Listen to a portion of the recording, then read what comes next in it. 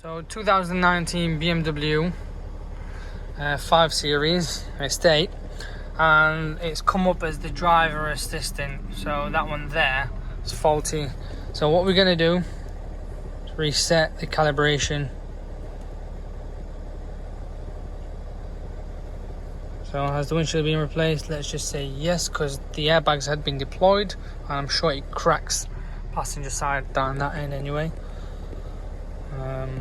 As you can see, all faults are gone.